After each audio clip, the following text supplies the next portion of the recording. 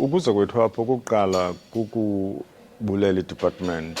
Enye yezinto esiye singayithatheli ingqalelo into bana sibe ne-opportunities just yokubana sikwazi ubana singacubungula i-policy speech sikamphathiswa. Siyayibulela kakhulu loo nto leyo.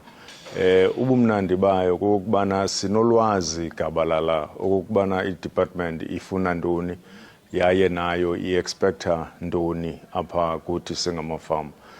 Thina ke kweli cala le-dairy zininzi into esinothi sizithathe. Eyokuqala kukuthi i-department inayo le focus on i-commodities ezithile apho i-province istrongo khona.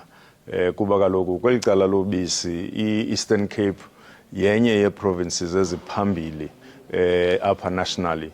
So siyayithakazelela loo nto. Umphathiswa uyichaphazela amaxesha amaninzi kwi-policy speech sakhe. Loo nto leyo ibonakalisa ubana siliphondo sizimisele ukuthi sakhe kule nto sinayo.